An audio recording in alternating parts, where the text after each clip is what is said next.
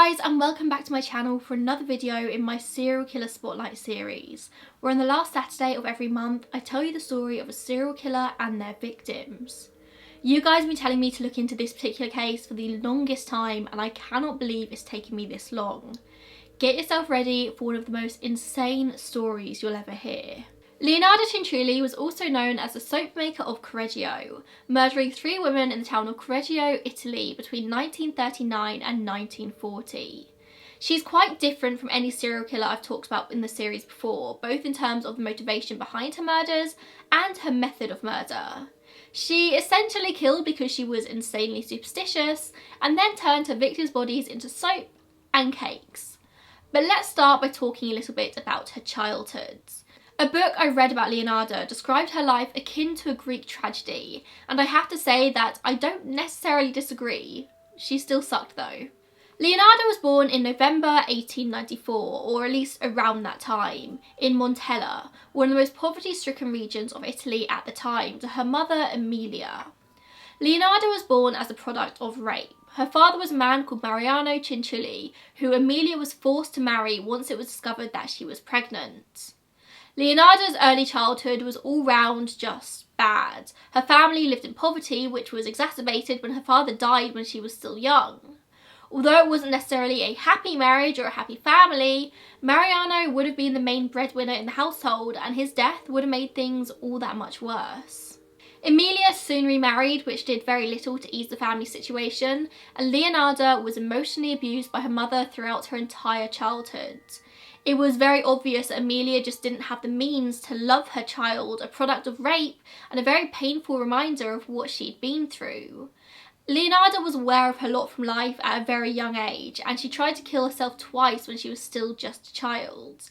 Obviously, she failed in both attempts, and this just worsened her mother's emotional abuse. As Leonarda grew older, her mother and stepfather had big plans to marry her off to a young man with promising financial prospects, essentially an arranged marriage. Even if you don't like your daughter, you want her to marry somebody rich so she can look after you in your old age, obviously. But Leonarda had other ideas and ended up falling in love with a local postal clerk named Raphael Pansardi. The two married in 1914 when Leonarda was just 20 years old, and Leonarda would later say that her mother was so unhappy with this marriage that she placed a curse on the two of them. Leonarda believed her marriage to be cursed from very early on. They managed to hang around Leonarda's parents for a few years before it just became too much in Montella. So they move away to Loria, Raphael's hometown, hoping to find a more supportive community, a fresh start, and really start building their lives together. As if her mother's curse wasn't enough, when she was a teenager, Leonarda had gone to visit a fortune teller, who told her that she was going to marry and have children, but all of those children were going to die before she did. Another fortune teller, on a different occasion, read Leonarda's palm and told her, "In your right hand I see prison, in your left a criminal asylum." Whether Leonarda was a superstitious woman before this, I'm not too sure, but she really took these fortunes to heart. She became convinced that her life was doomed to fail, and combined with her mother placing a bad curse on her marriage to Raphael, she wasn't feeling all too positive about her future. Although she clearly didn't pay too much attention to the second fortune saying she was going to end up in prison, she focused all of her energy on the first. All of her children were going to die. And it turns out both fortune tellers would be right. Over the coming years, Leonarda and Raphael would fall pregnant 17 times, but out of these 17 pregnancies, 3 ended in miscarriages or stillbirths, 10 were born healthy but died whilst they were still young children. Only 4 survived past childhood, so probably understandably, Leonarda grew intensely protective of her 4 surviving children. She was a lion of a mother, determined to provide them with the best lives possible, fueled by both the fact that she'd had such a terrible childhood herself, and the fact that so many of her children had died. Without sounding like I'm defending Leonarda's future actions in any way, losing 10 live children and being the product of rape and years of emotional abuse as a child yourself is probably going to mess anyone up a little bit. Most don't end up doing what she did though. So as I said, Leonarda and Raphael lived in Loria for a bit. They started their family, and there's not many reports on their lives over the coming years. They just lived as a normal family. until 1927 when Leonarda was convicted of fraud and sent to prison. The problem with covering historical cases is that we don't have much information on them, so I'm afraid I can't share exactly what Leonarda did to be convicted of fraud. But she didn't spend too long in prison, and when she was eventually released, the family needed another fresh start away from the embarrassment of her incarceration, so they moved to Macedonia to start afresh. Only tragedy strikes once again when a huge earthquake hits the town and their home was completely destroyed, along with pretty much everyone else's. So much for the fresh start they wanted. So they pack up once again and head to Correggio in northern Italy, which is where they would settle, and Leonarda would open up a shop. Different sources describe the shop differently, and whilst there's no doubt that she would later go on to sell soap and cakes in this shop, it seems that when she first opened it, she may have been selling her talents as a fortune teller herself. Now, as we already know, this is a very superstitious woman. She very much believes in fortune telling and all that, and she had this self-proclaimed ability to see the future herself.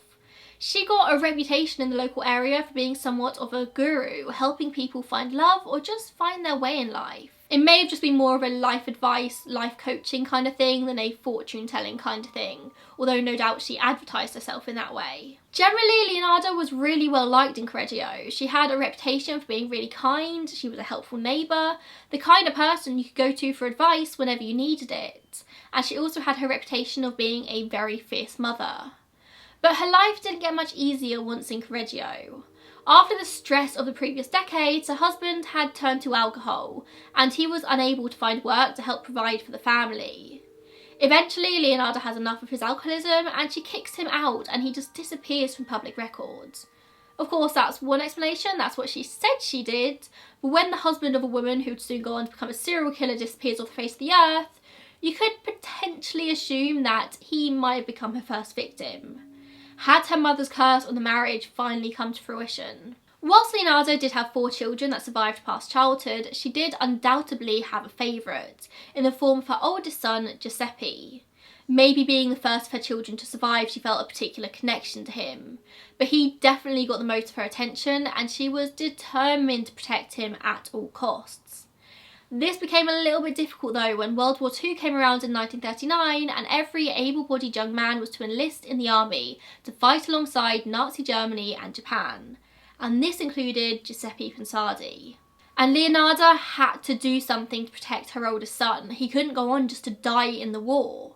So she does the only logical thing any mother could do in this situation. She starts planning human sacrifices, of course. She needs a human sacrifice to take Giuseppe's place in the afterworld so they don't need to take him, obviously. I mean, she really took how far would you go to protect your family to the extreme. I really can't tell you Leonarda's full logic behind this, nobody can, even she probably can't.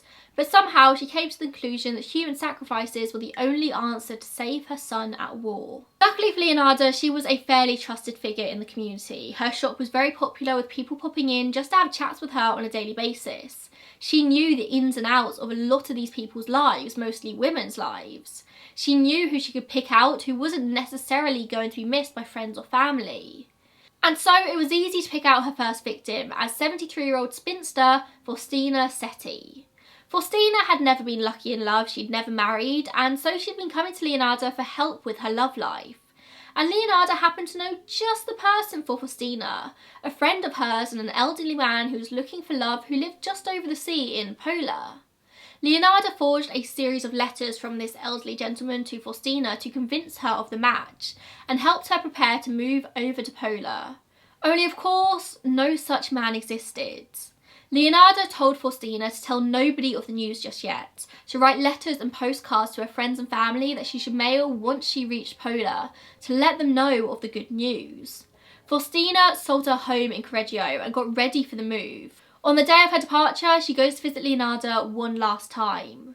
Leonarda offers Faustina a glass of wine to celebrate, but Faustina didn't know that it had been drugged. Once Faustina had passed out, Leonarda killed her with an axe before dragging her body to the closet where she cut it into 9 parts and gathered the blood in the basin. We have a pretty good idea of what happened next because Leonarda described it in detail in her later memoir, An Embittered Soul's Confessions. In it she writes, "I threw the pieces into a pot, added 7 kilos of caustic soda, which I had bought to make soap, and stirred the whole mixture until the pieces dissolved in a thick, dark mush that I poured into several buckets and emptied in a nearby septic tank. As for the blood in the basin, I waited until it coagulated, dried it out in the oven, ground it and mixed it with flour, sugar, chocolate, milk and eggs, as well as a bit of margarine, kneading all of the ingredients together. I made lots of crunchy tea cakes and served them to the ladies who came to visit, though Giuseppe and I also ate them. Yep, you heard that right. She fed the remains of Faustina to the visitors of her shop, but also to her son, the very son that was apparently the reason she was doing all of this in the first place. She also made soaps to sell out of the remains. The murders were a double whammy for Leonarda: save her son from the curse and make some money. Once this was done, she turned her attention to getting the letters posted out. Of course, they actually did have to be posted from Pola so there wouldn't be any suspicions. Leonarda sends her youngest son to Pola to take care of some business matters, including mailing out Faustina's letters. As far as we're aware, the son had no idea that he was an accessory to murder at this point. And also, just to top everything off, rumour says that Faustina paid Leonarda 30,000 lira for the privilege. One human sacrifice wasn't enough for Leonarda though. She needed to kill again to keep her son safe. The next victim was poor Francesca Sovi. She was 55 years old and her life hadn't turned out the way she wanted it to. She was widowed and out of work and struggling to make ends meet. She goes to Leonarda for help, whose tarot cards just happen to reveal there's a potential employment opportunity at a school in nearby Piacenza. She needed to make the trip there as soon as possible, Leonarda said. Life awaited Francesca. So just as Faustina Setti had done before her, Francesca makes all of the necessary preparations to move to Piacenza. On the morning of September 5th, 1940, she pays one final visit to Leonarda. And while she's there, she writes letters to send to all of her friends to assure them that she didn't disappear abruptly. She was safe and happy in her new life. But once she'd written the letter, the drugged wine begins to hit, and Leonarda murders her with an axe or a hatchet, depending on the source. And just as before, she cuts up the body, dissolves it in a vat of acid, and forms it into soap and tea cakes to sell to her customers. A few weeks later, Francesca's friends and family received letters saying how happy she was in her new life. Still not enough human sacrifices for Leonarda though. There's a final victim in the form of Virginia Ketchup.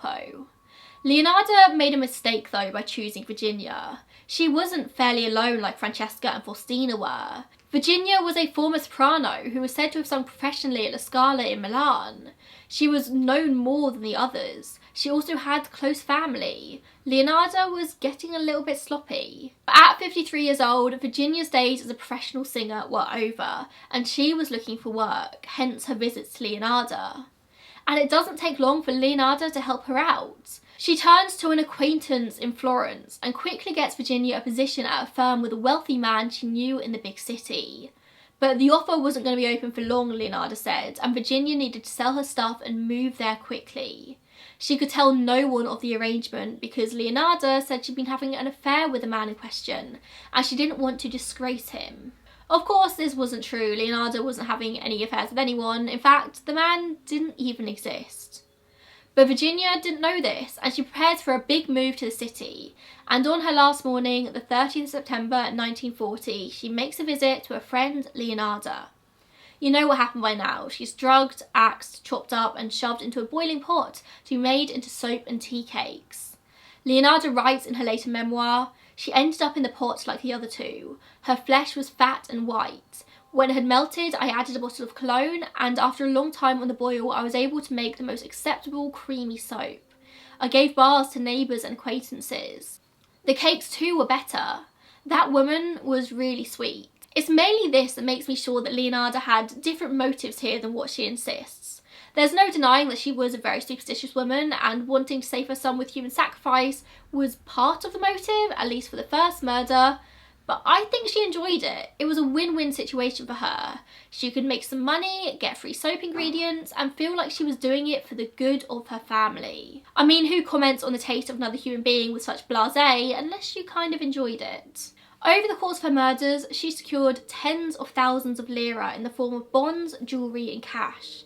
She would sell the jewellery at pawn shops and cash out the bonds, and the people in the town became really suspicious of how Leonarda suddenly had so much money to spend. And one person had even deeper suspicions. Virginia's sister-in-law went to the police with a crazy story.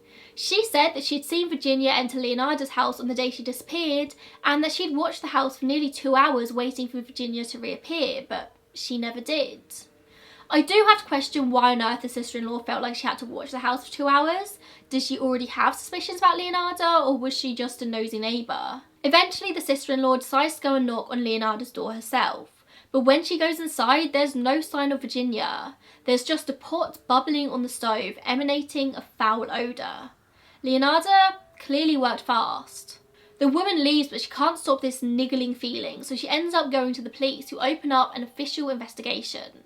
They collect a number of pieces of evidence, including soap and tea cakes Leonarda was selling, and she's arrested pretty soon after.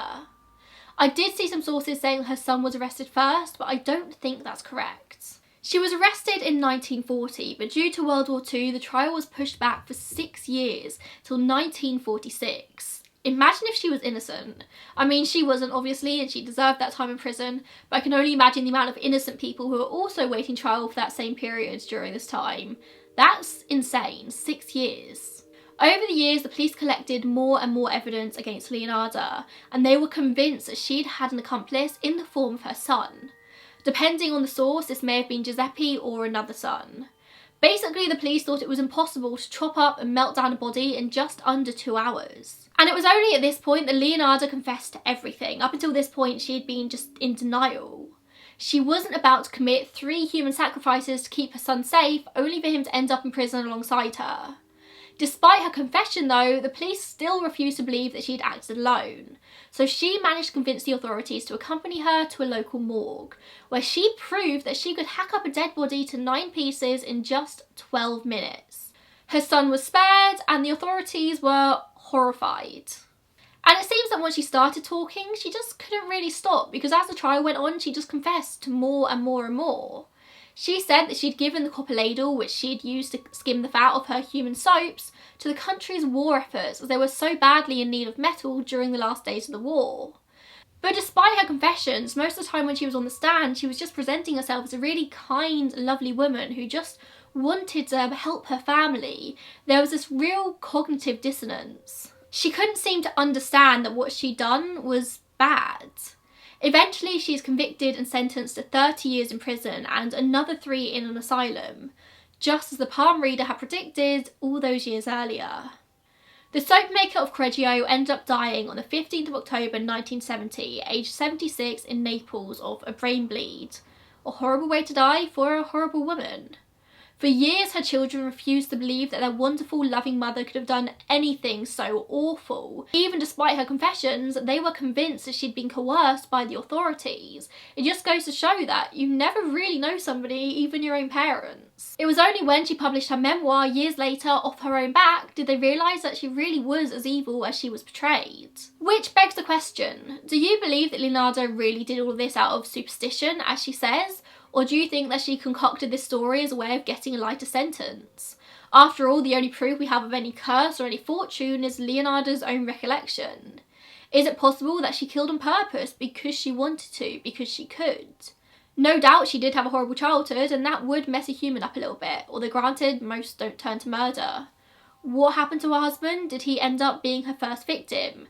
How many victims really were there? And the biggest question is, why on earth would you feed people in your community, including the own son you're trying to save, the melted down remains of your victims? There's got to be some kind of enjoyment in that for her, surely.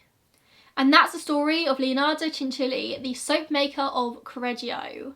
Let me know down below if there are any other sort of more unknown serial killers that you want me to talk about. I'm really enjoying covering the lesser known ones at the moment. Thank you so much for watching, and I'll see you in the next one. Bye guys.